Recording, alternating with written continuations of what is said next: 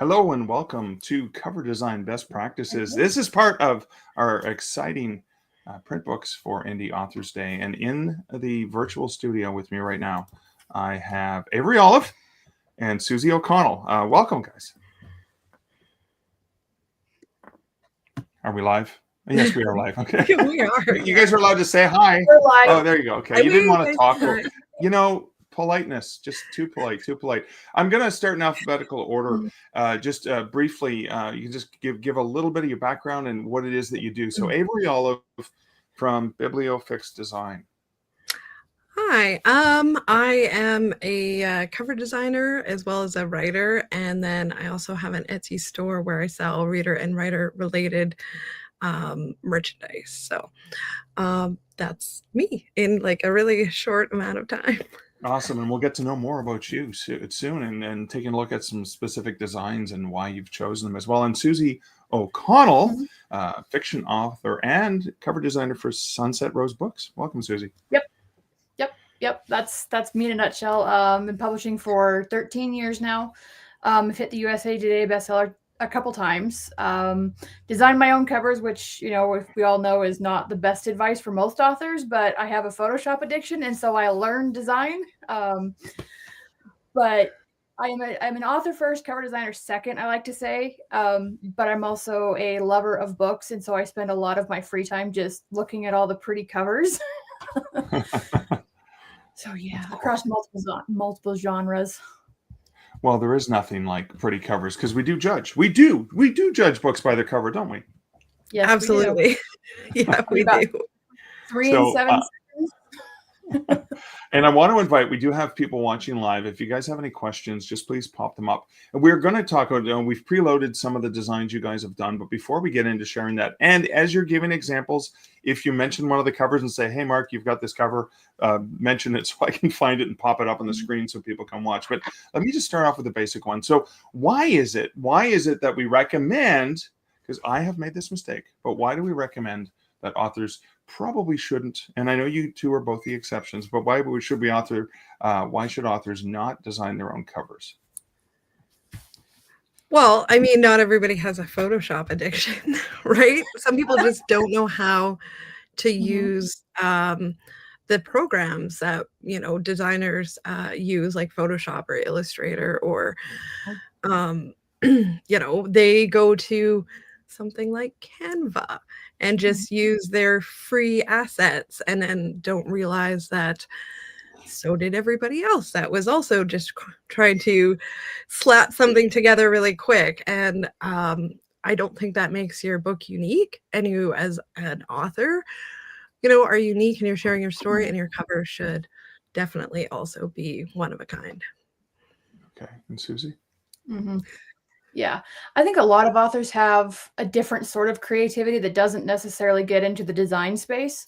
I've grown up in a family of artists. So my brother's a photographer, a graphic designer. My mom paints really well. My grandma was a painter. So we have a lot of the visual. So I grew up from a very, very young age. A lot of authors don't have that experience. And creativity and doesn't necessarily translate from word to visual, the written word to visual. The other thing too that I found is, and even with designing my own covers, I actually design my covers before I write the book. So I don't fall into that trap of trying to make the book cover a specific scene from the book or tell the whole story. The book cover's job is not to tell your story. It's to sell your book. Let the book tell the story.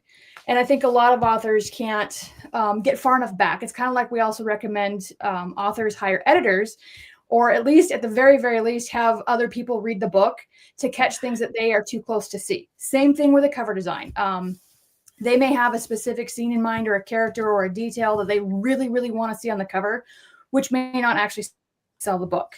And they may be too close to that to actually see that, hey, this is probably not the best thing to put on the cover because it's not going to be the right thing to grab attention for the specific readers who want to read that kind of a book. I think that's a big one for me. Thank you.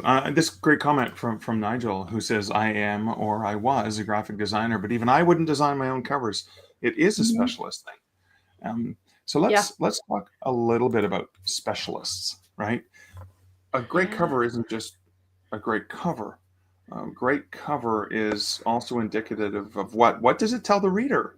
Apart from this is an awesome book, you should buy it. But what does it tell someone like me who might want to look for a horror novel as opposed to historic romance?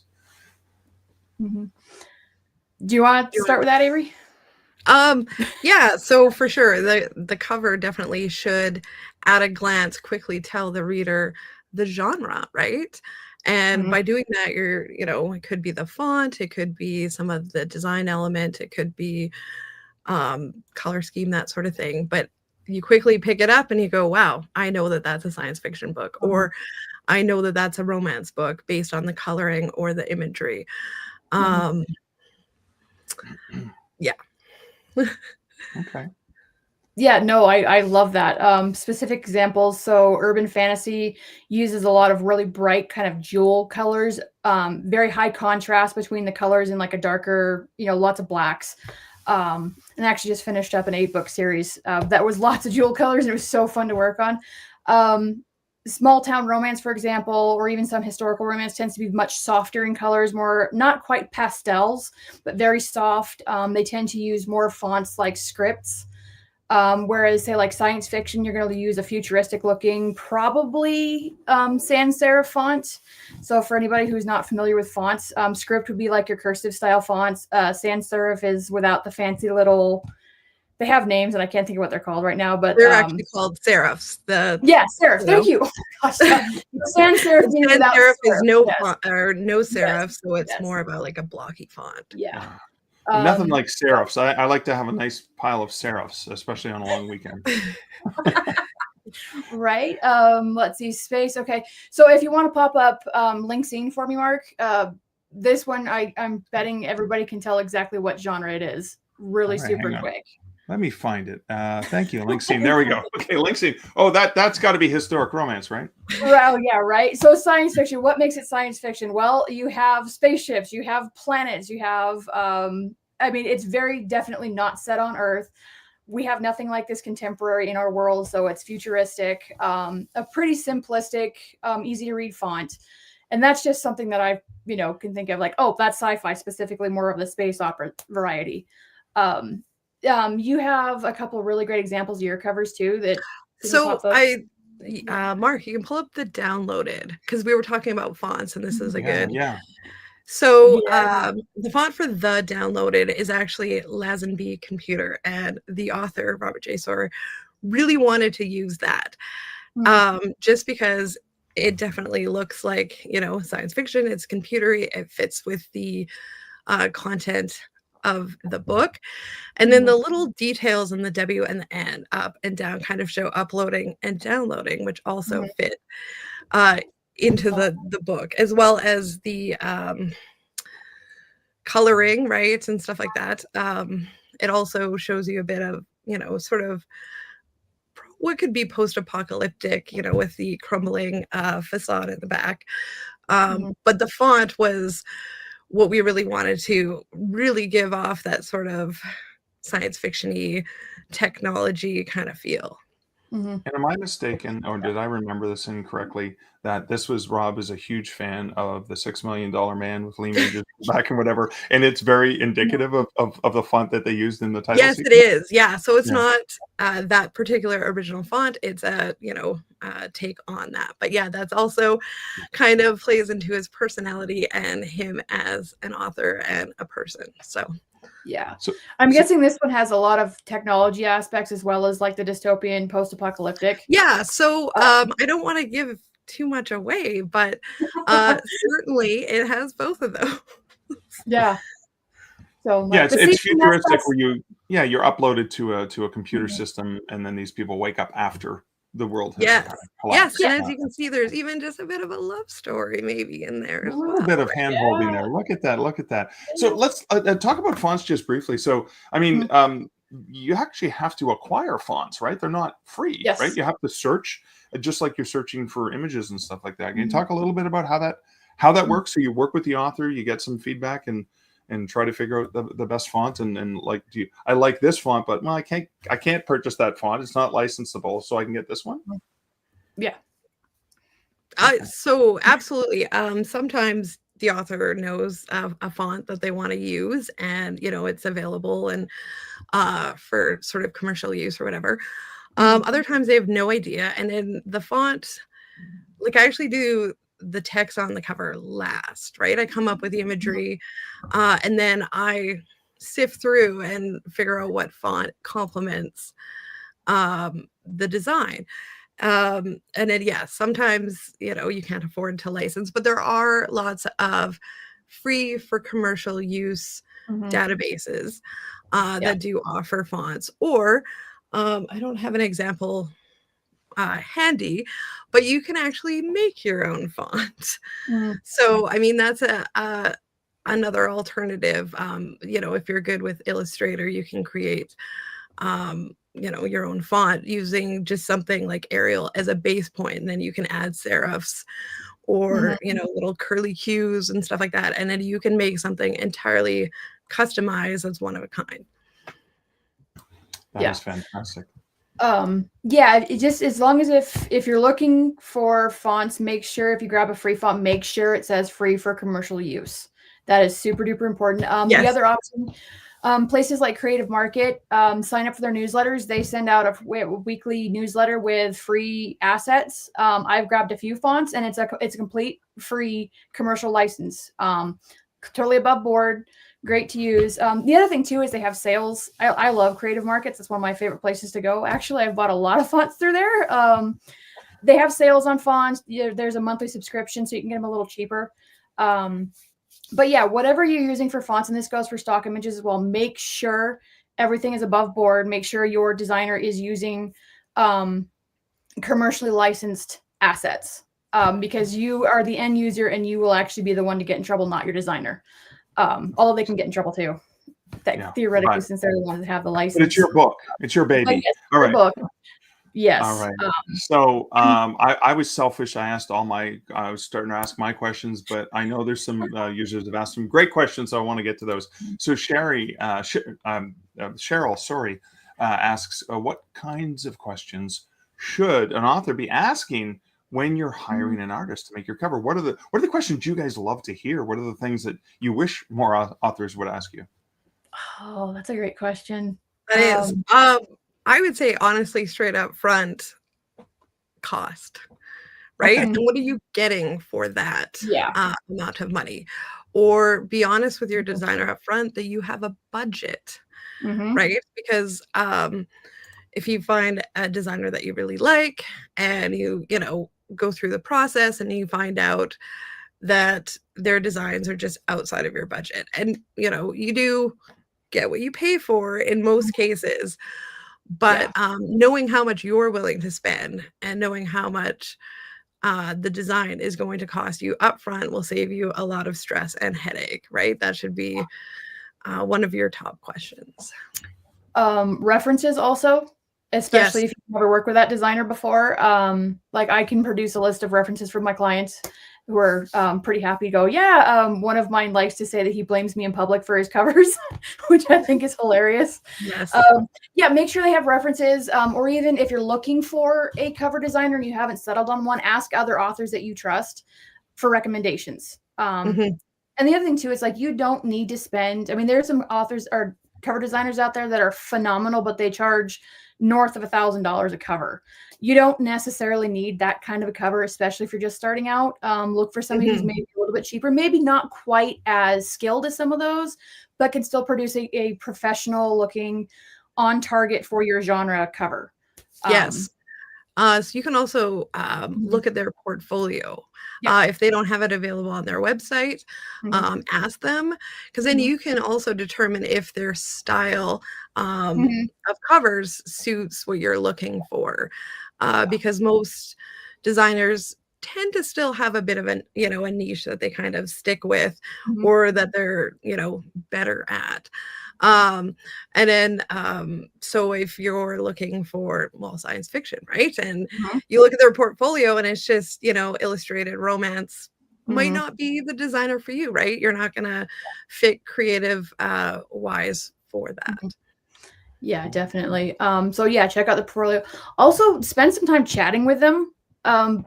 a couple emails, 2-3 emails in advance to make sure that you can actually work with them, because they may have the most gorgeous covers that you absolutely love, but if you can't work with them, it's not going to be a good experience. And I've actually gotten to the point now where I'm pretty much taking new clients only by recommendation from existing clients, because they know my style. And if they know this person, like, hey, they're probably going to like working with you, that makes it better for both of us. Most of my authors, they're all referrals, right? So same thing. I've worked with someone who recommends them, and so again, we already have like a bit of a a rapport. They already know that I'm capable of designing in their genre or what they're looking for, which is a great way to just keep getting designs coming your way. So. Awesome. Yeah, indeed. And I think it's like that relationship you have with an editor. That relationship with the designer is very comparable, right? You need to work collaboratively in a positive, not a negative fashion. So so turning that question on its head, Michelle asks, as cover designers, do you normally ask the author a lot of questions? And so what's the process for learning about the design? So before you start building, what are those things you need to know as a designer?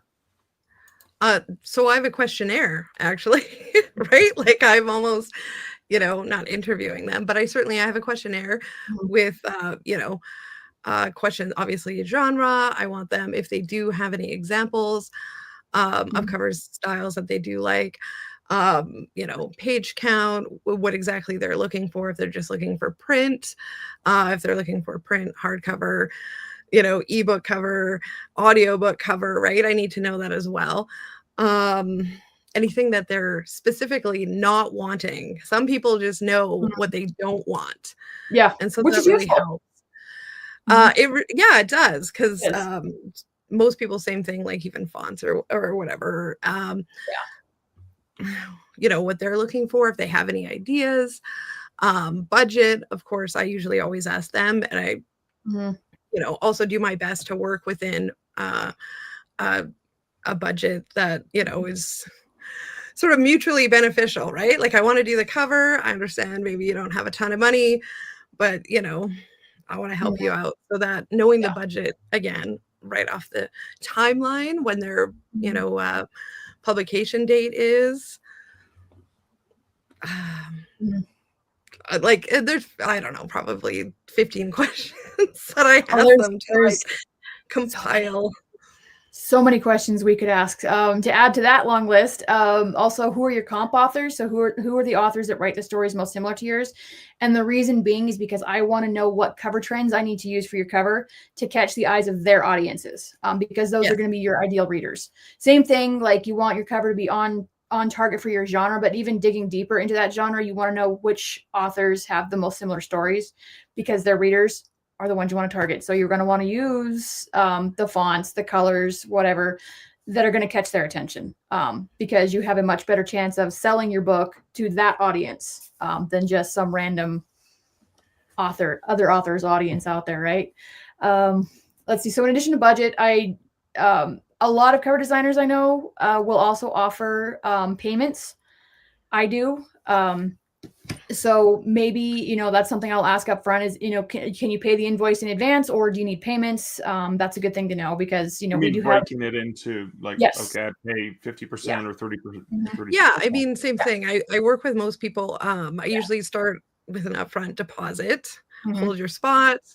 I got to know that you're serious as well, that you're not gonna, because there's a lot of work involved before you even, start designing, right? All those questions, all that. So I don't really want to waste too much of my time if you're not actually interested eventually in moving forward.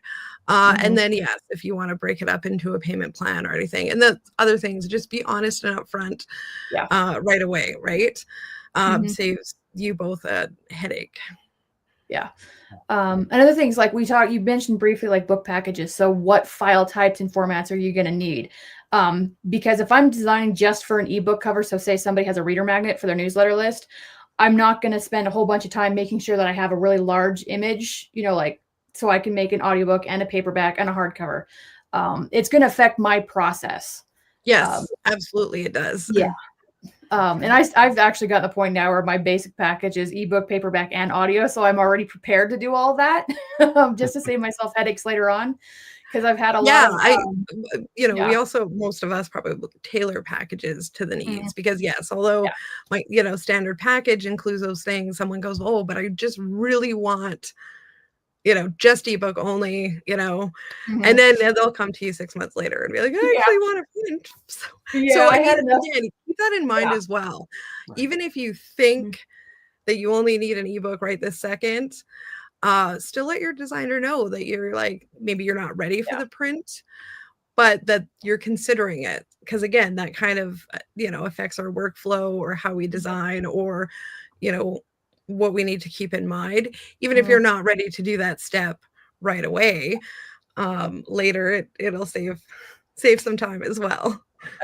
Well, and you might change mine down the road too and realize that, oh, I actually do need printed this book because people are asking for it. You know, you Yes, never yeah. know what's going to come down the road. So I try to, even as an author, I always make sure I've got everything ready to go in case, as Right. far as my cover files go. Yeah. Okay, so that Yeah, a lot of the leads stuff. to relate. Oh, go ahead, Susie. Oh, go ahead. I was We just can going move to say, on. Julie asked this question: do you have standard Mm. packages? And again, this is standard packages might be the format of the books, but they could also be Mhm. promotional materials. I know, Avery, you mentioned doing promotional swag and stuff like that for authors and book lovers, Mhm. right? So, do you guys have packages like that as well? More of an add-on, I'm gonna say. I think the Yeah. base package is just Mhm. the covers. But then I do, that's actually in my questionnaire as well, right? Like, do you think you're gonna need that stuff? Um, and then same thing, budget. So it's more of an add-on, like, you know, Mhm. hey, I want to create a bookmark or I want, you know, a 3D Mhm. you know, book image graphic for promotion and stuff like that. Because some people they don't want that. They don't need Mhm. it. Or, you know, maybe they do think that they can do it themselves. So I don't want to charge people for things that they're not going to need or that they don't want. And Yeah. so that's something else that it's like, no, I can incorporate that as well as you know, add on. Mhm. I'm pretty much the same. They're all add-ons, and most of what I see is authors when they're ordering the book cover are just focused on getting the book cover. They're not quite sure yet if they're what they even want for a launch package, so that usually comes later. So I used to try and do packages and then trying to predict what authors were going to want, and now, especially with Kickstarters and all the good fun stuff out there, it's a lot more Yeah. simple to just take it as they come, and make decisions from that point. Yep, I agree. So we have some questions about trends, and I'm going to start off with this one from Tiffany Inks. And Tiffany asks, I noticed that many covers have text that almost go to the edges of the cover. Is this typical, where it goes right to the edge of the cover or very close? Some genres, yes. Other genres, no. Okay. I don't think It it's a, depends. you know, a thing that Um, you can just be like, yeah, that's typical. Um, to me, actually, it almost always looks like it's a misprint, like an error, mhm, depending on what the cover design is. Because then I'm like, oh, they, you yeah. know, maybe didn't put it in the right spot, maybe they didn't have enough bleed, maybe they didn't have so. Mhm, Um, it depends on the genre as well. I yeah. think, but I'm not sure I would consider it typical.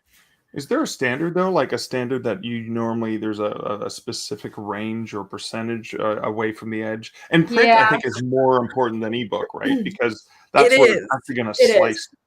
Yeah. Yeah. So, and it actually varies by Mhm.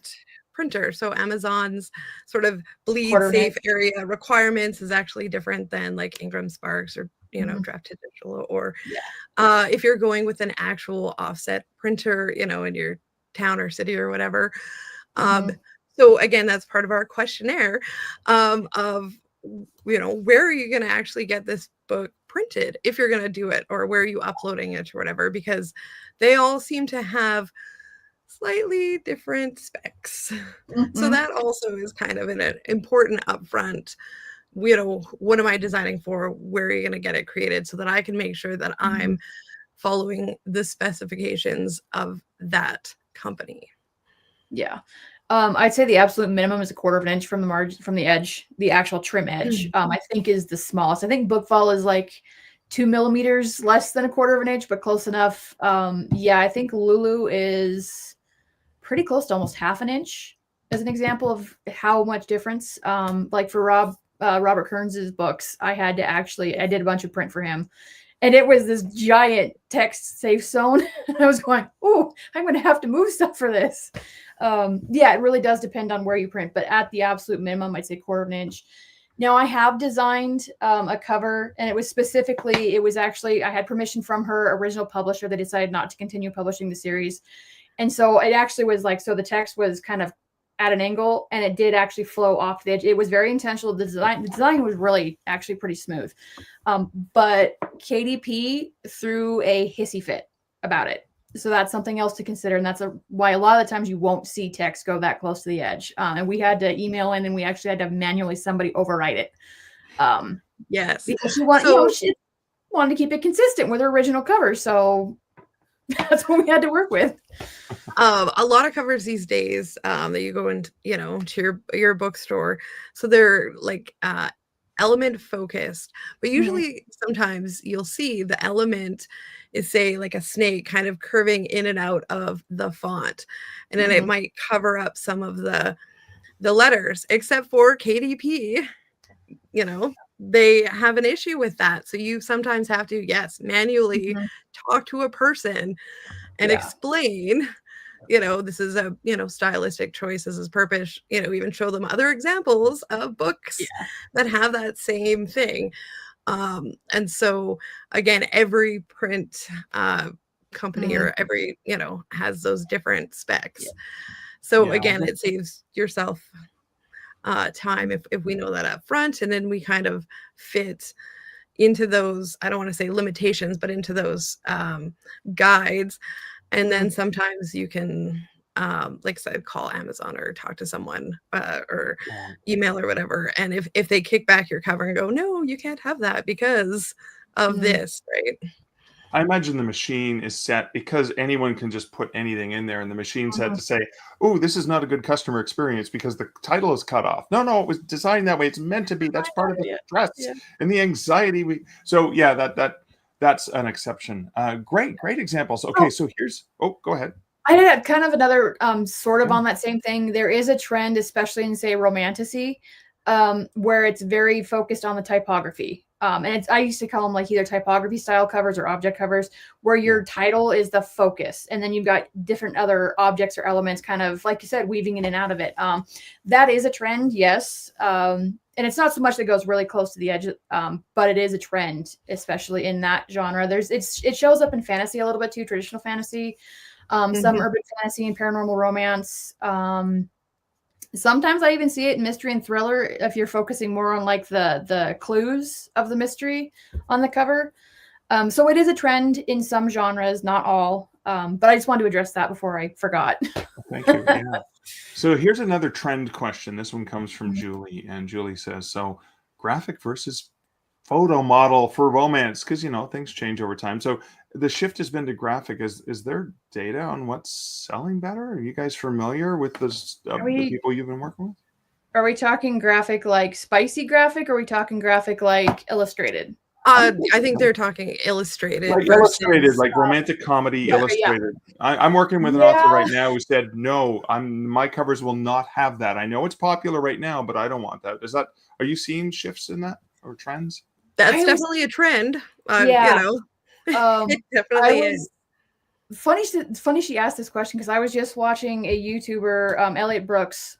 She covers a lot of fantasy book reviews, that kind of thing. And she was just talking, she called it the cozy fantasy effect. And now because of cozy fantasy and all these illustrated covers for that, it's popping up, and also like rom-coms, romantic comedies. It's starting to flow out into other genres where it doesn't necessarily fit. So yes, it's a trend right now, whether or not it's a good trend. And she used the example of like dark romance are starting to see illustrated, these bright kind of happy looking covers, and people are picking them up thinking there's something cozy or, romantic comedy. And oh no, they are very dark and spicy. This is not what I wanted. So yes, it's a trend.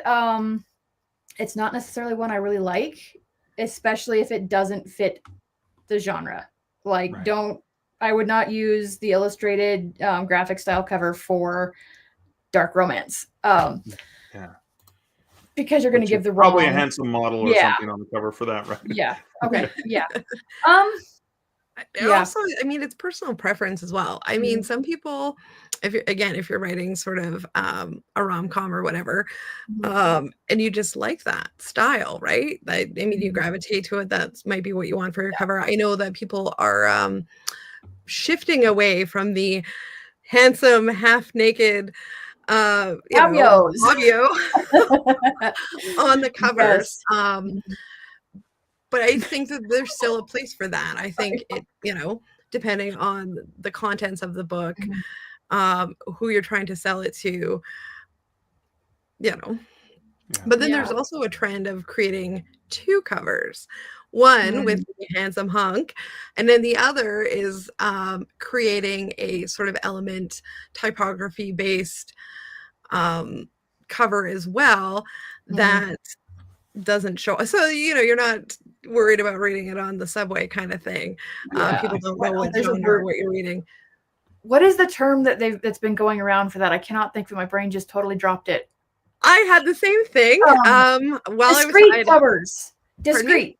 Discrete Discrete. covers. That's exactly Yes, it. that's the Discrete one. covers. Yeah. So I've seen actually a lot of authors, Mhm. like I said, wanting, both versions, Mhm. because there are some people, yeah, they want that handsome hunk on there. And then there's other people that maybe Mhm. are a little bit shy of the content they're reading, right? And Mhm. so Yeah. uh, they want to still read that, but they don't want the world to know that's what they're reading. Yeah. Cool. Yeah.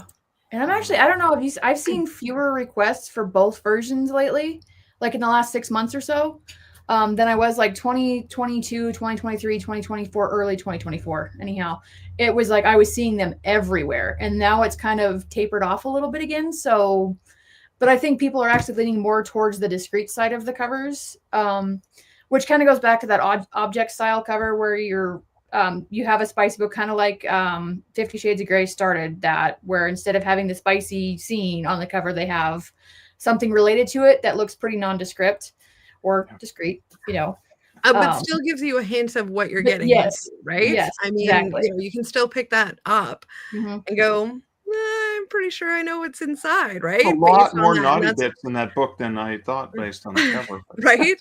But that's Yeah. again, your cover design really needs to, Mhm. even if you're going element style or discrete or whatever, it still needs to give the reader Yes. that idea. They can look Right. at it and they're pretty sure they know what they're going to get into once they. So I'm gonna pop up, or can we pop up Rhiannon's cover, Mark? Yeah. Sin on a Dark Night, because Yep. this is reverse harem, which I still like better as a term than why choose, because I don't know, it just sounds cooler. So this has got it's multiple partners. It's darker, it's vampire, but no sign of anything super duper. But if you look at the font that we used, we wanted something sharp. Right.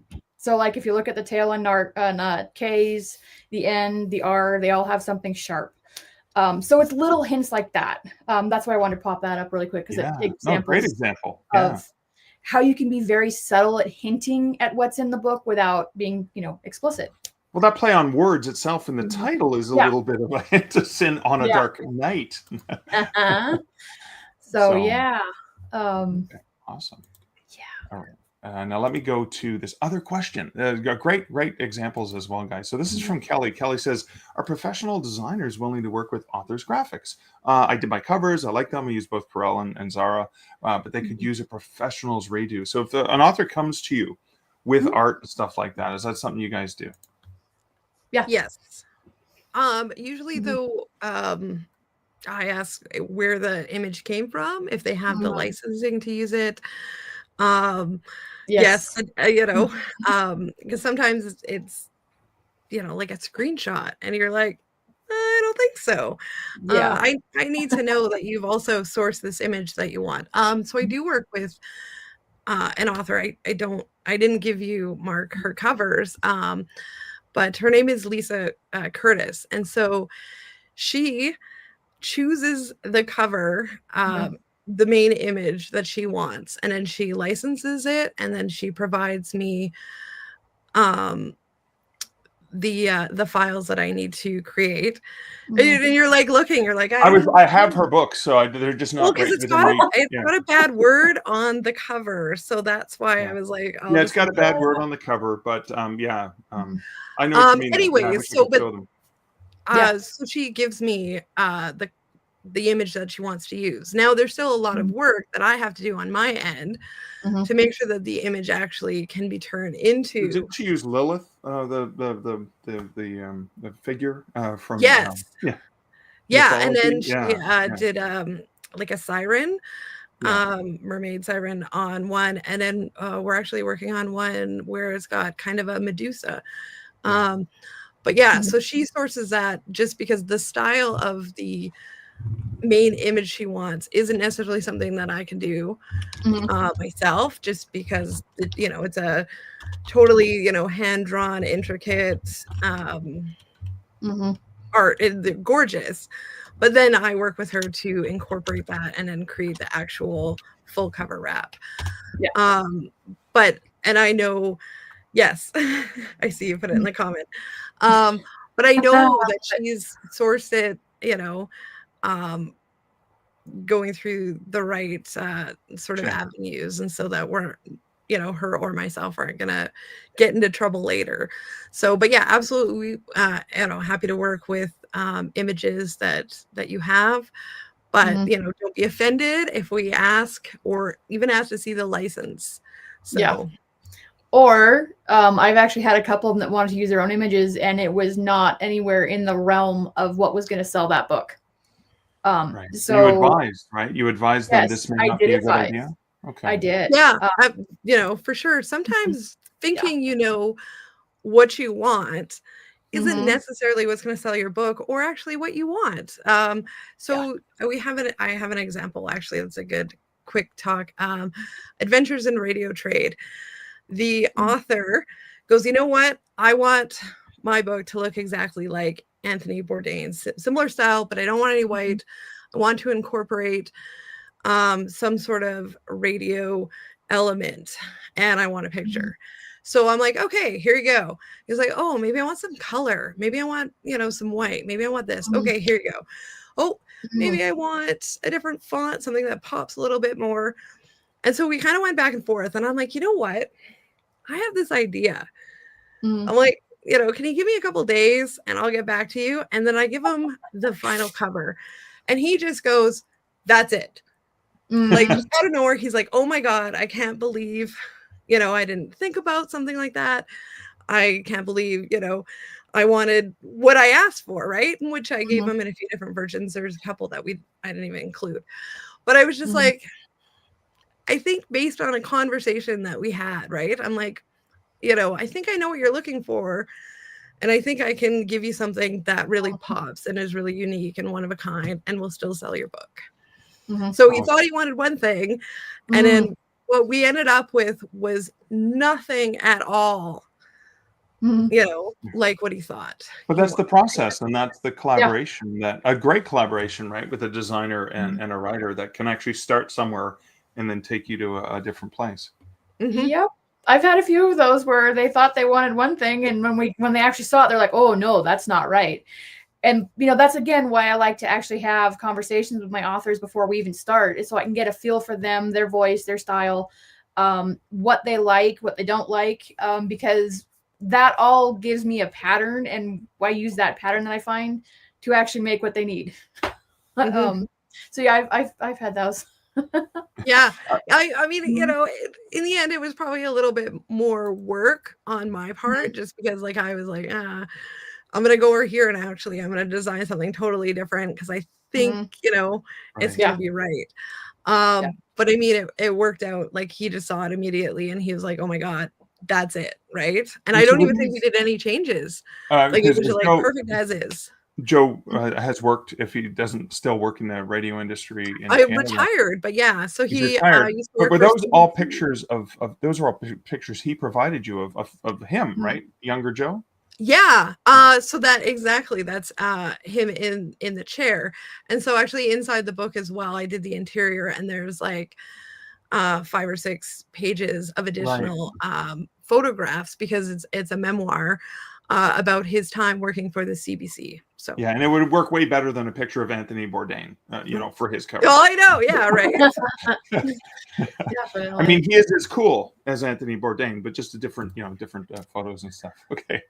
So I've got a couple of questions that are sort of tied together. I'm going to pop them up very quickly. So the first question, and then I'll pop the second one before I get you guys to answer is, do you do custom illustration or do you do the collages and images? So that's sort of related to this other one. Michelle had said that she'd hired a designer and said she was using stock art, but then she ended up using AI, which can be done right in Photoshop, but had to quickly replace those. So this is sort of a relation to the styles of like working with illustrations, working with stock art and stuff like that. Because typically you don't just take something, you usually adapt and apply, right? Yeah. So the collage style, photo compositing, photo bashing, which I like because it sounds more fun. It's kind of what it feels like sometimes, just bashing a bunch of different images together. I do that. I also do a little bit of illustration, not a lot. I'm starting to get more and more into it. Like right now, I'm kind of limited to more of the vector art style, line art, and then dragons because I like dragons. Back here behind me, that's one of mine. So a little bit of both. Mostly right now, it's the photo composite, the collage style. But getting into it, as far as the AI goes, yes, you can use it right in Photoshop right now. The one upside, I don't like to use it personally, and I'm always very upfront with my clients that I don't use AI unless they explicitly say they want me to or they're okay with it. I did have one cover where we just could not find anything, and we ended up grabbing an AI generated image off of a stock image site because nothing, could not even find the elements to make what she wanted. Right. But make sure, that's one thing, make sure if you are not wanting to use AI at all, which is great, perfectly wonderful. If you do want to use AI, that's fine too. Make sure you have that conversation with your cover designer so you know upfront if they're going to use it. If my designer says, please do not absolutely ever use AI, I will not ever use AI. That's my job. It's like, and why would I lie to my clients? Yeah. Yeah. So Makes sense. Yeah, I mean the AI art thing is a whole other Yeah, that's a whole. We don't want to whole open other that can of thing. worms. So yeah, definitely. I personally, I don't. I guess again, there's probably situations that might arise that, like I said, you just cannot source anything that the client wants. Yeah. Maybe. And then illustrated versus I like your photo. So again, I Photo do bashing. both. I do both for sure. I've done the photos stock, licensed or whatever. I've done stuff from hand, vector art in Illustrator, and then I've done Is this some. an example of something where you used some stock art and then added the elements? Oh man, yeah, Yeah. I know it's so funny. It looks simple, and that is probably a composite of like 20 different stock Right. images for sure. Wow. Yeah. And then I don't have an illustrated one. Well, I guess the Adventures in Radio Trade, right, is Yeah. vector illustrated. So Right. that's an example as well. Okay, so guys, we're right close. We have 1 minute left, and I know this question came up, and it's really, really important because authors who are watching this, if they're interested in wanting to work with one of you awesome people, can you guys please? I'm going to get the banners ready. Please let us know where they can find you online and check out your portfolios and everything. So I'll start with you, Avery. Bibliofakedesigns.com. Awesome. You can check out. Did I spell it It's there. properly? Yeah. Okay. Cool. Yeah. Awesome. And Yeah. Susie, where can people find you online? SunsetRoseBooks.com. Awesome. Rose like compass rose. There you go. Yeah, because I'm a That wanderer. is fantastic. Guys, thank you so much for sharing some examples and your insights and wisdom. Thanks for making beautiful book covers for authors as well. Yes. Thanks for having us on. Yeah, thanks for having us. It was great. It's Yeah. fantastic. All right. And so I'm coming back. I am coming back in just a few minutes. In 15 minutes, I'm coming back. Interview with Nick Thacker talking about bookcovers.com, where you can find designers to work with online as well. And even Susie and Avery would be able to load some prefab designs that they maybe worked on and said, well, I never used it anywhere. Maybe you can just buy it off this site. But anyways, I'll be back in 15 minutes for the next session. Thank you, ladies, so much. Thank you. Excellent. Awesome. See ya.